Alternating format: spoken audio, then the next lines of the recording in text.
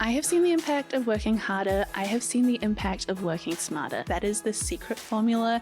It is not any more complicated than that. I'm going to use actual numbers. Transparency is just the most important thing. In this episode, I'm so excited to share how I became a millionaire by 30. I did it by 26, how I actually got those numbers. I'll be sharing all the details. I'm going to be sharing the tips I gained, the books that I read that really helped, as well as talking about how one of these options made me $50,000 in a single day. I grew up being told, go to university, get a good job, work really, really, really hard, be the hardest worker in the room. I used to get told things like turn up and be the first person to arrive and the last person to leave. And I saw my parents do that. My parents are very hard workers. They work 9-to-5 jobs. My dad's an engineer. My mum's a teacher. And I also saw how hard they worked and how it just led to health problems and it didn't lead to freedom, and how many issues kept arising even though they were very, very, very hard workers. Now you might be wondering, well, Sim, why does this matter? In the US, home prices have jumped 118%. However, salaries in the same time frame have only jumped 15%. This is from 1965 till now. It is the same no matter where you live in the world, from Australia to New Zealand to the UK to India and even Canada. What we're seeing is a huge increase in cost of living, in housing, in education, except our wages, our hard work is not giving us the same benefits that we saw in previous generations. We just live in a different world now, and working harder and being a diligent person that saves a lot and puts money away is weirdly no longer enough, and things need to change. As a result, a lot of young people are like, okay, well, let me go work an extra job. Let me figure out another way to make money because I can't always know the answer as to how much wealth I meant to grow. So maybe I should mow the lawns on the weekend. Maybe I should become a tutor. I mean, that's what I used to do. Maybe I should do all these other things. And it didn't work. Some of us even got to the point where we said, I'm just giving up. Like, capitalism isn't working. I just hope and pray that the housing market will crash one day. I just hope and pray that I might meet someone that's wealthy that will take care of me. The whole trad wife concept started becoming more popular. Like, we are really, really losing hope in the ability to think that we ourselves can become wealthy. And when I say wealthy, I just mean having a nice life with a nice home and being able to just do what you want. And I really went on this personal journey where I figured out, I don't think I can work hard and that is the only way that I will achieve success. I think I realized I'm going to have to work a little bit differently. It is a different world. We have access to different things. We have resources. We can learn so much online. We can read so many books. We have access to so much knowledge, and I need to realize a smarter way of growing my wealth. And so I really set up just the most thorough thought process as to what I could do to grow my first million, to be able to be in a position where I have somewhat of a better life. And I definitely think the $1 million helped in that. But I thought I would try and solve this issue a little bit differently. And I thought I could do that by imagining myself as a business. Now, you might be thinking, Sim, what on earth are you talking about? And hear me out. When you think of a business, you think of the balance sheet. So you've got on the very top, you've got your income statement. And on your income statement sheet, you've got your revenue that the business makes. Then you've got the costs of running the business. If you think about like a restaurant, the revenue the restaurant makes is the food it sells, and the cost of the restaurant is the ingredients, the rent of the restaurant, paying the staff, paying for the drinks. And then down the bottom is what you have, the bottom line. That can be very different depending on different years. And I like to think of myself as a business. And if someone were coming and reviewing me as a business because they wanted to see what they could improve, there would be a few things that they would do differently. So I tried to imagine that. I tried to imagine if I was looking at Simran Enterprise, my name, and I wanted to figure out, how do I make this business more profitable? How do I make Simran Enterprise more profitable? Then I need to increase revenue, I need to decrease costs, and I need to take the money that's left over and reinvest it into this. And so what I did is I decided to increase my salary by starting businesses. I decided to spend less than I earn by auditing, but doing it strategically so that I wasn't, living a very, very, very sad and sort of unnourished kind of life. And also also the third thing was investing the difference and investing it in the right places. And that was really, really important. So let's run through those today. I'm going to be very, very clear as to what I did. I'm going to use actual numbers because I think transparency when it comes to money, when you talk about money, is just the most important thing. So let's start off with the first way that I helped myself in getting to that first million goal, making sure that I was setting myself up for success. So for my journey, I was starting off in the workforce by becoming an optometrist. And I remember just growing up, I had a family friend that was an optometrist. She was a Punjabi woman. I'm Punjabi. And I just looked up to her and I thought, if she can do it, I can do it. And that has been a constant theme in my life. If she can do it, I can do it. If I see someone that is doing something that I think is difficult, but I see them do it, I think to myself, okay, maybe it's not that hard. Maybe it's something that I can do, especially if I see a little bit of myself in them. So I became an optometrist. I studied for 5 years and really just thought this is going to be my life. I thought I would, maybe even open up a couple of optometry practices. I love business, but I realized quite quickly that my 9-to-5 job was not going to be enough. And I knew that before I even graduated. I knew that while I was still studying, because when I graduated, my salary was $75,000 a year, which is honestly a lot of money when you start off, but I had student loans, which was about $50,000. And I wanted to start saving and investing. I wanted to be able to purchase a home. And I wasn't in a position where I had family that could help. I didn't have a partner that could help. And so my journey into I need to buy a home, I need to set up investments was very much something that I had to do on my own. And when I thought about it, making $75,000 a year pre-tax was making $1,440 a week. And that is 40 hours of really hard work. And if you think about how many hours you are spending doing something for the outcome, I realized very quickly that if I had, let's say, a product that cost me $10 to make and I sold it at $100, I mean, this is just rough numbers, and I had a $90 profit, then I just needed to sell 16 of those items every single week, and that would give me the same salary as my job as an optometrist. And I was very, very sure that once I could figure out a system, it definitely would not take me 40 hours a week to be able to make that kind of money. So I started figuring out that the amount of time that I'm putting in has a huge ceiling to the amount of income I can make if I am just earning money from my 9-to-5.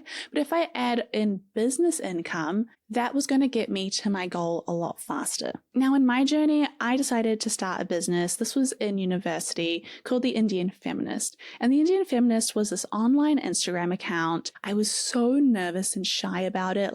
I was faceless off it. We didn't share what we looked like for years. I got my best friend into it, and we would just make posts and content online. This was 2015, I think, where we would share really interesting tidbits and facts and just conversations around being part of the Indian diaspora or the South Asian diaspora, talking about gender problems, talking about gender roles, talking about issues that were really, really taboo at the time.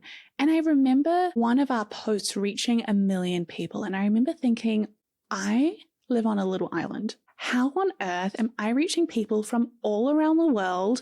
Mindy Kaling was following us, Priyanka Chopra was following us. I was so confused. And off the back of that, I love designing. So I started making merchandise, and I would make tote bags and mugs and die cut stickers when stickers were really popular, hoodies, and people started buying them. And I would go off and drop them off at the post office every single week. And it got to a point where I was making enough money that I could stop my part-time job in university and I could just focus on university and The Indian Feminist. And initially, I would just take that money and spend it. The amount of Sephora orders, the amount of Huda Beauty products, the amount of Anastasia Beverly Hills eyeshadow palettes, I thought those eyeshadow palettes were going to fix my life. I really, really did. I was buying Kylie Lip Kit limited editions for my friends' birthdays. I was really, really into it. And I didn't understand at the time, this idea of investing and being good with money, but I knew that I was a good saver besides the crazy spending on makeup. And it got to a point where I started other companies. I did everything under the sun. I was tutoring. I started and sold a drop shipping company. I had like a merchandise company. I did so many different things during so many different periods alongside, being a student and then eventually working. And I started really, really quickly realizing that my salary is awesome and my salary helps. And I'm so glad I have my education. But if I wanted to become a millionaire or just grow my wealth, I had to increase my income. And that was not done by doing jobs that were equal exchanges of time versus money. I didn't want a job where if I put in 2 hours, I would get paid $30 an hour. I wanted a job where the business would grow even when I was, quote unquote, asleep and quote unquote doing other things. And so that was my first taste of something like this. And it really, really blew my mind. The second thing that I wanted to make sure that I could do to grow my wealth and eventually become a millionaire was spending less than I earn. Now, one of the books that really changed my perspective on this, because I don't believe in scarcity. I don't believe in just trying to become the version of yourself that is really anxious and doesn't spend anything.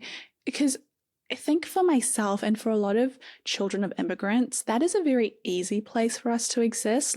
I remember growing up and my parents, probably to this day actually, if we bought a TV, the TV's remote cover, plastic cover still stayed on. We kept the plastic on couches. We didn't even have couches for a while. We had plastic chairs. And then when we could afford couches, we had couches.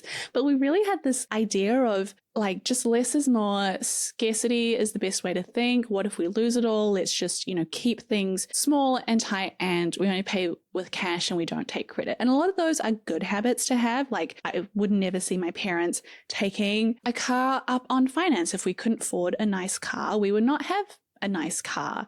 If our car's brake wasn't working or the back lights weren't working, that's just the car that we had and we just had to make do. And as my parents got a little bit more settled, the car started to get a little bit upgraded. And so it was really a journey watching them, but I realized that I had to do something similar. And one of the books that really changed my perspective and my life was Your Money or Your Life by Vicki Robin.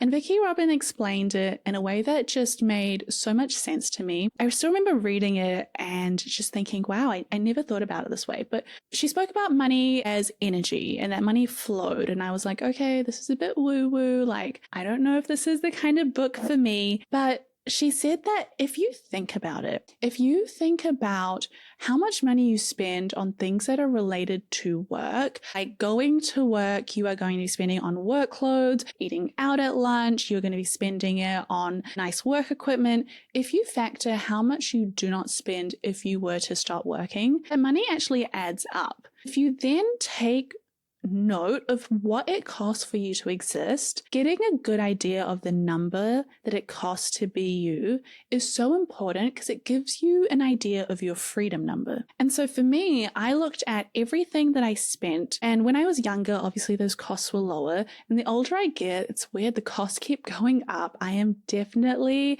a victim to lifestyle creep, and it's something that I'm trying to work on. But I realized that my mortgage, my food, my insurances, my bills, my utility, my travel, this all cost me about $50,000 a year for one person by myself. And I realized, well, okay, if that's what it costs for me to exist, then I can work backwards and figure out if I find a way to make $50,000 a year through investing, then I will be able to have enough to retire and no longer need to work anymore. So that was one part of the equation. I then definitely tried to be the skimpy saver. I spent a whole year trying to save up as much money as I could because this was at the start of my journey. My businesses were still kind of new. I only started working and I was like, I have a goal to save $50,000 and I want to put it down as a 10% deposit on a $500,000 house and I'm going to be able to do it. And I had to work backwards and go, okay, well, to do that over the course of 2 years, how much do I have to save per week? And by having a goal of what I was investing for and saving for, I was able to then sort of use that as my pay myself first option, and everything else after that became secondary. Those were the nice to have things. But I definitely got quite comfortable in just being the most frugal person out there, to the point where I don't think my friends liked me that year, because I was the friend that would not eat ice cream if we would go out to an ice cream shop, because I was like, no, it's okay, like $4 ice cream, don't worry about me. And I was the friend that would decide that I would bring my own keep cup and have my own like hot chocolate in it if my friends went to a cafe, because I just didn't want to spend the money on coffee. And when people were like, hey, let's hang out, I would be like, yeah, let's definitely hang out. Can we go for a walk around the lake instead of let's go out for dinner or let's go out for brunch? Like, I was just so focused on scrimping. And I really honestly could only be that person for a year, because after a while, that just did not work for me. And I know myself. I know that I get tempted by nice things. I have found a way to scratch the itch of those nice things without committing to spending that kind of money. Because look, like I said, I know myself. I love Porsches. Like, I love a convertible.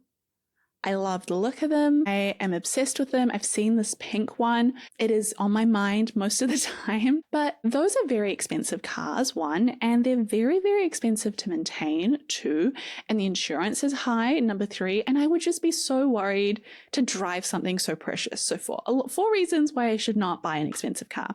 But again, I also know myself, and I know that I'm quite tempted by things like this. So to scratch my itch, my parents needed a car, so I gave them my Mazda. I was like, take this cute little CX-3. Anytime I see someone else drive that car that I have, like, I only see people with white hair in that car. Like, it is an old lady car. I'm going to give that to you. Here you go. You're welcome. And then I thought, well, I don't have a car anymore. I should totally go and get a Porsche. But I knew that that was not the wisest thing to do.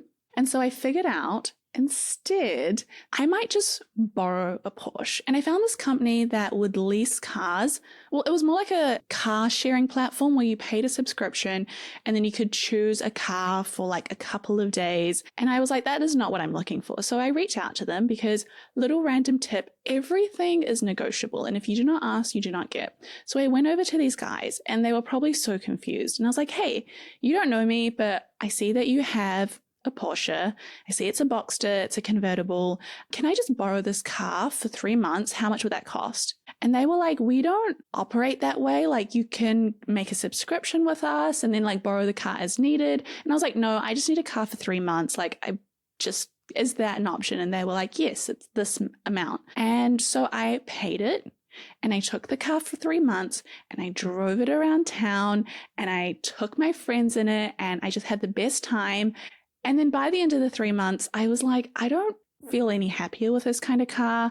I've scratched the itch. It's a fun car, but like, it is really hard to go like on driveways. And sometimes it would like scratch the bottom, like bump the bottom. And it would be a nightmare to fill up because it was such a little gas guzzler. And I just know that the maintenance of a car like that would be like a couple of $1,000s every year. And so I was so happy to give it back, and I ended up buying just a reliable secondhand Tesla that does the job fine. And it's little things like that that have helped me in smaller scales and larger scales know that I have the temptation to spend money. Like, I like nice things, but I also know that they don't make me happy long term. So I will have a nice thing for a little while, but then I will return it and go back to the more practical things. And that's really what's worked for me, as opposed to trying to be the scrimper and the saver. Because realistically, trying to save $5 extra here or $10 extra there is part maybe of the way that you can start to grow your wealth, but there really is a flaw to it, and you will run out of ways of trying to save $5, but you will not run out of ways of trying to make $20,000 a year extra. And I do think that that is why spending less than you earn is important, but making sure that you are growing your wealth by increasing your income with a salary or with businesses or with side hustles is way, way, way more important. The third thing that I did to help me become a millionaire and to grow my wealth was investing the difference between spending less than I earn. The Millionaire Next Door is an incredible book, and probably, again, another book that absolutely changed my life. And in the book, the author explains how he goes to really, really wealthy neighborhoods to start asking people that live there, like, what do they do to, have grown their wealth? And when he started interviewing them, he realized that a lot of these people actually had not a lot of wealth. They had lots of fancy things, nice cars, nice houses, but he learned something quite particularly interesting. He figured out that these people have a lot of things, but they don't have a lot of assets. They don't have a lot of cash in their accounts. They don't have a lot of investments. If anything, they actually have a lot of debt. The cars are on finance. The mortgages on these houses are huge, and they are earning, like, let's say $300,000 a year, but these people are spending $300,000 a year, if not more. They're trying to keep up with the Joneses. And of course, as we know, you can never be the richest person in the room. There will always be someone wealthier than you. And if your goal is to be the most wealthiest person, it will just be a race that you will never win, and it will just never quite satisfy you. The goal is to not be the richest person in the room. The goal is to be the most content person in the room, content with what you have, obviously while still growing what you want to grow, but knowing when enough is and knowing your enough number. So anyway, the author goes, okay, that's fine. Where are the wealthy people? So then he finds a neighborhood that's a little bit more low-key, still nice houses, still nice cars, maybe a Lexus rather than a Lamborghini, but a little bit more modest. And the people that lived in these homes were people that were a bit older. They were plumbers, they were teachers, they owned their own businesses. Maybe they owned a small accounting firm in the neighborhood. And he realized that these were actually the wealthy people. These were the secret millionaires next door. These were people that had small businesses or worked very hard, but worked very smart. They would spend less than they would earn, and they would just invest every single week for their lives, investing for 20, 30, 40 years, and they had millions of dollars in their investments. But on the outside, they actually looked like normal people. They weren't very flashy, and it just blew the author's mind. He wrote the book, The Millionaire Next Door, that explains it, and it really impacted how I viewed what was important for me. One of the most important lessons that I learned in life was when I was about to graduate, and I read, when you start earning money, keep living like a student. And again, I didn't want to be like super, super, super frugal, though I do like to align into that every now and again. But it helped because when you are not trying to live a very fancy life or not trying to have very fancy things, then you can put more away into investing and actually set up a way for you to be earning money, not from a 9-to-5 job, even not from a business, but from your investments. Your investments start making you money. And that is truly the only form of passive income. Like, people will say real estate is passive income. I would say still not quite passive. People will say, having a certain side hustle is a passive income, or having this or that is passive income. The only true passive income is investing in equities, investing in asset classes that grow up in value, that don't require you to be spending all this time researching, wondering what's going on, putting in a lot of time and effort. And so that was my goal. I was like, how do I invest enough money to be able to pull from that and have an income and have myself almost create like my own trust fund? Because while I haven't been given a trust fund, this girl is going to make one for herself. That was my goal. And so anytime that my business started making more money, any of these businesses, I would just invest it and I would keep living like I was living, maybe now and again increasing, going on travel trips, but I wouldn't spend money on things that didn't matter to me. I really believed in this idea of value-based spending money not on clothes because I'm not a fashion girly, but on experiences and then investing the difference. I started investing specifically in index funds, which is just basket filled with lots of different companies. And it made me realize that rather than trying to pick and choose the best investments, I am much better off trying trying to figure out how to invest by letting the experts take care of it. And when I say experts, I don't mean people, I mean the indices. I mean the list of the top 500 companies in the US, also known as the S&P 500, or the top 100 companies in the UK, also known as the FTSE 100, or the top 200 companies in Australia, also known as the ASX 200. I went off and studied an executive education paper because I was like, I need to get better at this stuff. And what it taught me was a financial markets paper, was how to be a good investor, how to not really be fearful, and just to invest in a passive and boring way. I also thought, well, look, I know myself, I have that itch. I hear the good information, I hear the good vibes, but I just want to know how to be a better investor. And I also want to make a little bit of extra money. So why not take a little bit more of a punt? So I let myself, 10% of my portfolio was allowing myself to invest in individual companies. And some of those companies ended up doing really well. This was pre-2020. And one of those companies of mine was Tesla. And my Tesla shares went up like 400%. Obviously, my overall shares kept going up. I kept dollar cost averaging. And in March 2020, when the market was down, I was like, oh my God, this is amazing. Let me invest even more money. And so I remember on the 13th of March 2020, I put even more cash into the market because that is the equivalent of like my favorite like Tatcha skincare moisturizer going on sale for 20%. When the market's down 20%, my favorite things are on sale for 20%. So I bought a lot more of them. And as we know, the market rallied, it did really well, it grew my wealth. I was able to then take that money and purchase my first property and my second property. I kept growing my property portfolio and continued to invest in the share market. And now my overall portfolio, when I look at all of my assets minus all of my liabilities, which is at this point only mortgages, I've paid off my student loans, that sits at over $2 million.